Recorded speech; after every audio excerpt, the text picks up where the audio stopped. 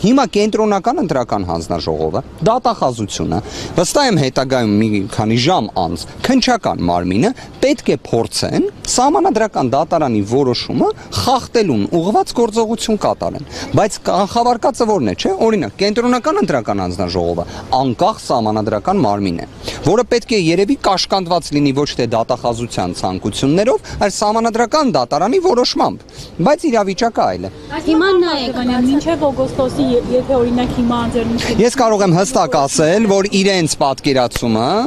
շատերի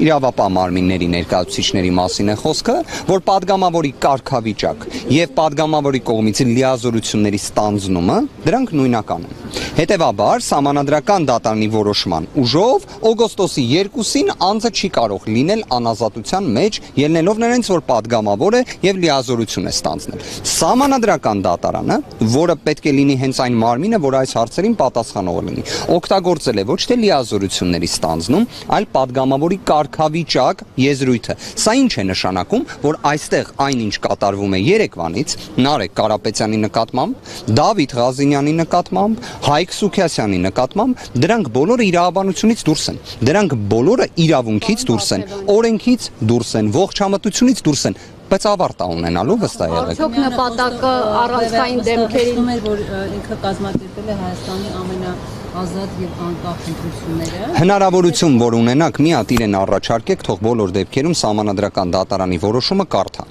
Պարոն Վարդանյան, Որտեղ այնտեղ սահմանադրական դատարանի որոշումը լրիվ ուրիշ բաներ ասում, իդեպ նաև հենց կենտրոնական ընտրական հանձնաժողովին էլ խիստ քննադատում է։ Երևի այդ մասը չի տեսել եւ մեկ էլ երևի թե վարչական դատարանի դատական ակտն էլ թող կարդան, անկախ նրանից որ սահմանադրական դատարանը չունեցավ այդ կարողությունը այդ հարցին դիրքորոշում նույնիսկ հայտնելու, ըստ որի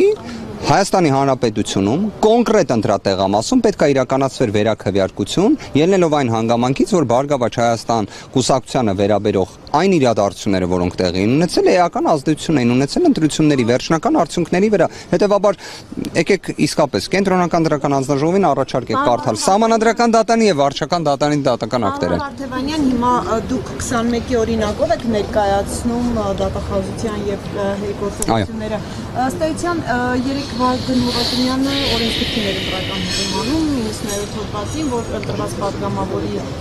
հետ կապված գործողությունները իրենց տիրույթում են։ Այստեղ այս օրենքի այս կարգավորման ու սահմանադրական դատարանի այդ 21-ի դեկտեմբերի որոշման ինչ որ հակասություն կա, թե այսինքն այս իրավիճակում այդ դեպքում ԿԸՀ-ն ինչ պետք է անի, պետք է մերժել այս միջնորդության քննությունը։ Այս ձեր հարցին պատասխանը տվել է հենց ինքը կենտրոնական ընտրական հանձնաժողովը այն նիստի ընթացքում, որից որևէ մեկին ձեզանից չէին հրավիրել, մեզ էլ չէին հրավիրել։ Պատկերացրեք, այսինքն քննարկվում էր Նարեկ Կարապետյանին վերաբերող միջնորդություն եւ մեր այլ գործընկերների, որը կենտրոնական ընտրական հանձնաժողովը միատոն ձայնով հանգիստ հայտնում էր, որ դրանք բոլորը վերադարձվում են։ Հիմա նույն կենտրոնական ընտրական հանձնաժողովի մոտ ինչ փոխվեց։ Ինչ եղավ։ Հասկանում եք, որովհետև ես բացարձակապես,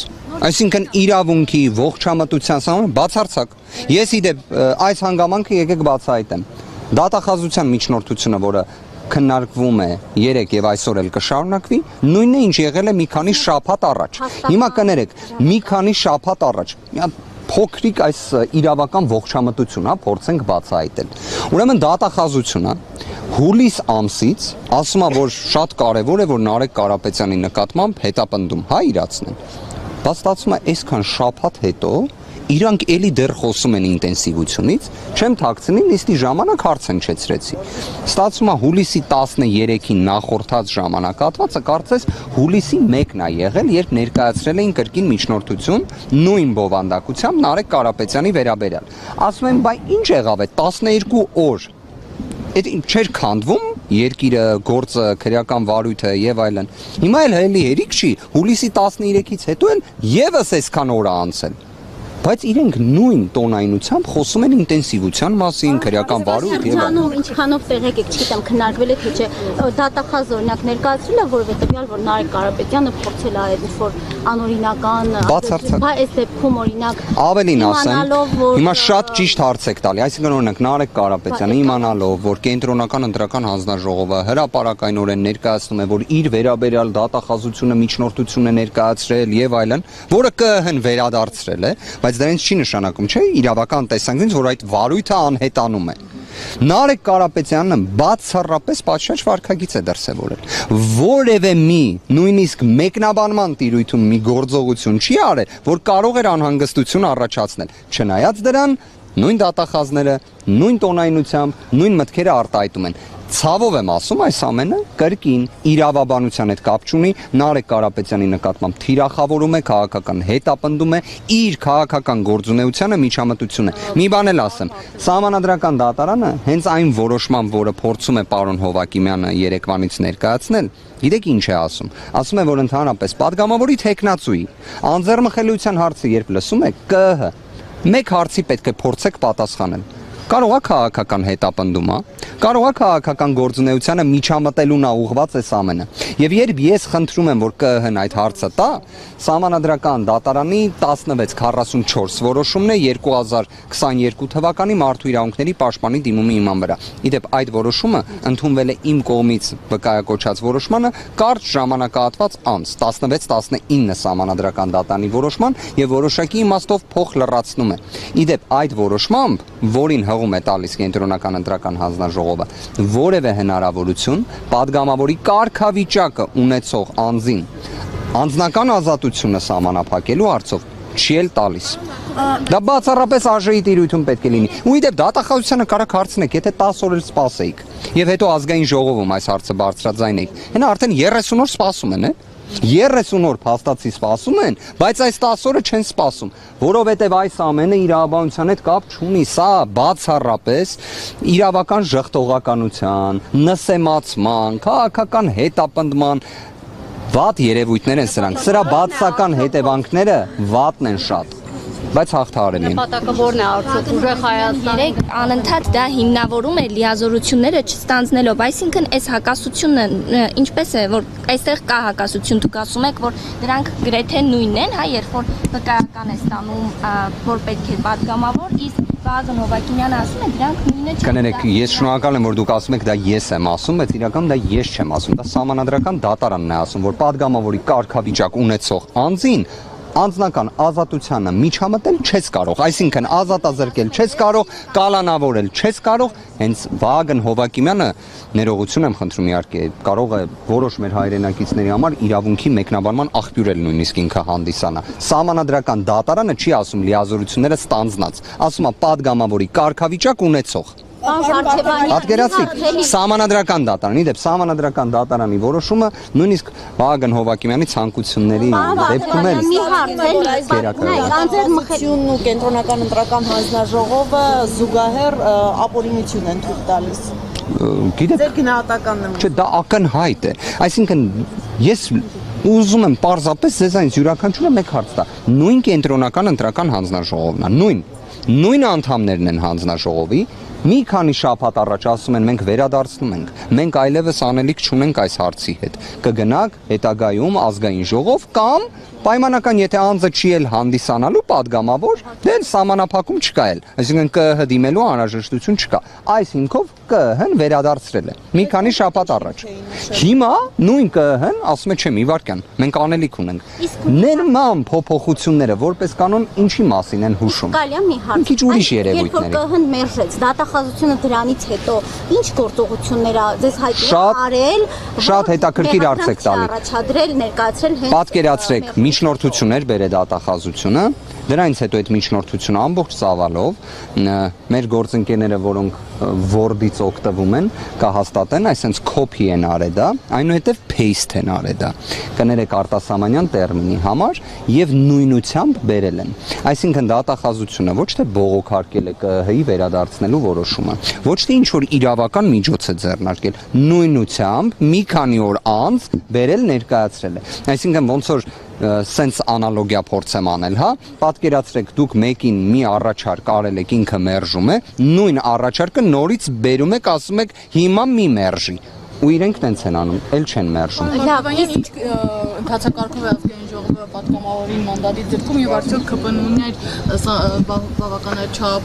բավականաչափ ձայներ ունեն, պարզապես դիմող սուբյեկտը լինում է գլխավոր դատախազը եւ այն լինում է դռնբացության կարգով։ Այստեղ ոնց նկատեցիք, դատախազությունը հատուկ պնդեց նիստի ընթացքում, որ միջնորդության քննությունը իրականացվի դռնփակության կարգով։ Այսինքն մեղմ ասած այդքան էլ ցանկություն չունեն, որ նշվածը բոլորի հանրության աչքի առաջ ներկայացվի, որ օրինակ ներկայացվում է մի միջնորդություն, գրված իբր Նարեկ Կարապետյանին վերաբերող, ներկայացրել են 1000 թերթկից նյութ, որտեղ ոչ միտեղ Նարեկ Կարապետյան մարդ չկա։ Իդեպ միտեղ Նարեկ անուն կա հիշատակված, բայց պարզվում է դա էլ Նարեկ Կարապետյանի մասին չի։ Կուզեմ մի հատ նորից հստակեցնեք, այսինքն ստացվում է, եթե անգամ այս համաձայնությունը հանդա, որը դուք գնահատում եք ապօրինություն ամեն դեպքում։ Ամբողջը երեկվանից սկսած նա ապօրինություն։ Ամեն դեպքում դուք ասում եք, որ օգոստոսի 2-ին արդեն պետք է ազատ։ Նշվածը ոչ միայն ես գտնում եմ, որ անհապաղ երեկվանից, որովհետև падգամավորի կարգավիճակը երեք տրվել է։ Այլ հարց, որ ես կարող եմ հայտնել, որ տվյալը, որը ունեմ այս պայդերությամբ, իրավապահ մարմինների մեկնաբանման տիրույթում օգոստոսի 2-ն է դիտարկվում որպես այդ Իհարկե, որովհետև падգամավորի կարգավիճակը տրվել է, որ պատկերացնեք 3 Դավիթ Ղազինյանը, Նարեկ Կարապետյանը, Հայկ Սուքիասյանը բոլորը ստացել են մի հատ փաստաթուղթ, վրան գրված վկայական ազգային ժողովի падգամավոր։ Տակը կա պարոն Հովակիմյանի ստորագրությունը եւ գրված է տրվել է 21/07/2026։ Այնտեղ իդեպ գրված չի, որ ուժի մեջ է մտնում օգոստոսի 2-ին։ Գրված չի, որ այս վկայականը վերցրեք, բայց սա ոչ մի ուժ չունի։ Այ օգոստոսի 2-ին նոր ուժ կունենա։ Պարոն Հարթևանյան, եթե առանց պատշաճ ընթացակարգի падգամավորի նկատմամբ քրեական հետապնդում է հարուցվում, այսինքն առանց անձեռնմխելիությունը հաղթալու, դա հետապնդումը բացառող հանգամանք է։ Հիմա այս ամբողջ գործընթացը ձեր օգտին չի, ստացվում է, որ խախտումով անձեռնմխելիությունը հաղթահարում են եւ դա քրեական հետապնդում։ Դուք դատավարական բնույթի, այսպես ասած, փաստարկի տիրույթում եք նայում։ Մի երևույթ, որը ակնհայտ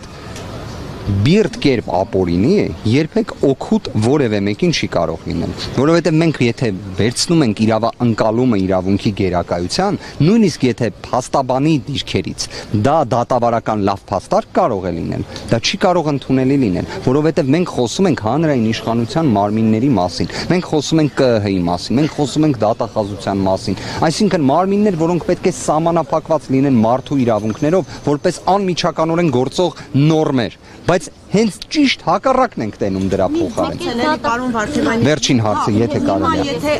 Ուղղակի հեսա նիստն է մեկնարկելու գործընկերներին տեսնում։ Իրավապահների մեկնաբանության օգոստոսի 2-ն է համարվելու падգամավորների ազատության մեջ լինելու այդ պայմանի։ Ոչ թե իրենք դա դիտարկում են որպես սահմանադրական դատարանի որոշմամբ արձանագրված պարտադիր վավերապայմանի ապահովման ելակետ։ Կարգավիճակը իրենք այդ նույնացնում են լիազորությունների ստանձնման հետ, որը ինքնին абսուրդ է, որովհետև կա падգամավորի կարգավիճակ եւ դրան հաջորդող լիազորությունների ստանձնման փուլ։ Սահմանադրական դատարանի 16-19 որոշման եզրափակիչ մասում ուղիղ գրված է падգամավորի կարգավիճակ ձեռք բերելու պայծ։ Չի ասում падգամավորի լիազորությունների ստանձնման պայծ, ասում է падգամավորի կարգավիճակ ձեռք բերելու պահից։ Հարթևանյան 2021-ի դեկտեմբերին, երբ ազատ արձակվեցին Հայաստան ֆրակցիայի падգամավորները, այս իրավիճակը չստեղծվեց, որտեղ արդեն նրանց լիազորությունները ոնց որ դա էր խնդիրը, որ այս նույն մեկնաբանության բայց հաշվի առնելով, որ դիմումը սահմանադրական դատարան այն ժամանակ ներկայացրել է ես, այն ժամանակ նախորդիվ մինչև ազգային ժողովի նիստը նման դիմում միջնորդություն ներկայացվել էր, որ հաշվի առնելով ազգային ժողովի падգամավորի վկայականը անձինք պետք է արդեն ազատ արձակվեն։ Դատախազությունը այդ մեկնաբանությունը չէր ընդունել եւ դատախազության մեկնաբանությունը չընդունել է։ Իմ նույն նախկինում ներկայացված դիմումը եւ այլն բոլորը ներկայացվել են սահմանադրական դատարանի։ Եվ այն կառուցվածքը փաստարկների, որը ներկայացվել էր, վերաբերում էր հենց դրան, որ կարգավիճակը ստանալու պահից պետք է լինեն ազատության մեջ։ Ինչպես է հիմնավորել։ Դատախազությունը գտնում էր, որ քանի որ մինչև падգամավորի կարգավիճակ ձեռք բերելը անձանց նկատմամբ քրեական կենտրոնական հետապնդում կա, հետևաբար նշանակություն չունի թե ինչ է եղել դրան հաջորդած ժամանակահատվածում։ Եվ Սահմանադրական դատարանը ուղիղ արձանագրեց դատախազության մեկնաբանման հակասահմանադրական լինելը։ Հակասահմանադրական լինելը։ Իդեպ Տիկին Մամուլյանը թույլ չի տա խաբեմ այդ ժամանակահատվածում նաև դատախազության ներկայացուցիչներից թե Արթուր Դավթյանը, թե Գևորգ Բաղդասարյան իրենց անհամաձայնությունն էին արտահայտում Սահմանադրական դատարանի նշված որոշման հետ, բայց որոշումը իհարկե կատարվել էր։ Այլ փաստորեն Աննա Վարդապետյանն է անտեսում ՍԴ որոշումը։ Բավարար դեռևս այդ արձանագրումը բավարար տվյալ դեռևս չունեմ, կհիմնավորեմ ինչի համար, որովհետև Դավիթ Ղազինյանի դեպքում գործը ուղարկեցին դատարան մինչև վկայականների տրամադրումը։ Բայց դա ինչ է նշանակում։ Նարեկ Կարապետյանի վերաբերյալ Մի մարմին չկա, որ Դավիթ Ղազինյանի մասով գործ։ Այս պահի դրությամբ նաև թույլ տվեք նշված տվյալը բացահայտեմ։ Դավիթ Ղազինյանի գործը 3 ուղարկվել էր ռեկորդային արագությամբ հակակոռուպցիոն դատարան, արդեն տեղի է ունեցել մակագրումը, կա դատավորով, որ պետք է քննի Դավիթ Ղազինյանի գործը, Լևոն Պետրոսյանը, արդեն ներկայացվել է հրատապ միջնորդություն, որ վարույթ ստանձնելու, դատական նիստ նշանակելու եւ Դավիթ Ղազինյանի խափանման միջոցի անհապաղ վերացման վերաբերյալ հույս ունենանք, որ չնայած դատավարական կնճռոտ սահմանափակումներին, մենք ունենանք իրավիճակ, որ անհապաղ նիստը կգումարվի։ Ես ներողություն եմ խնդրում, Հայկ Սուքիասյանի դեպքում տեղեկացված եմ, որ պաշտպանը եւս միջնորդություն ներկայացրել է դատախազությանը, բայց դեռևս պատասխանը չկա, ես դրա համար էի ասում, անտեսելու վերաբերյալ տվյալը եւ դիրքորոշումը երևի թե հենց այսօր արդեն կարձանագրեմ, երևի օրվա վերջ։ Ղազինյանը ասում էր, որ այլ միջնորդություններ կան այլ անկարգվածով, որոնք վերադարձվելու են ձեր կուսակցությունից կան, տեղյակ եք։ Ճիշտն ասած, դուք ավելի լավ եք տեղեկացված իր հայտարարություններից, քան ես։ Անկեղծորեն, ես չեմ հետևել եւ մեծ ցավ եմ ապրում դրանով։ Ներողություն եմ խնդրում, 2 րոպեես ընդմիջում ունենամ ու բարձրանում։ Հաստական հիմք չի ներկայացրել այս երկրորդ անգամ անձեռնունքելիությունը։ Պատկերացրեք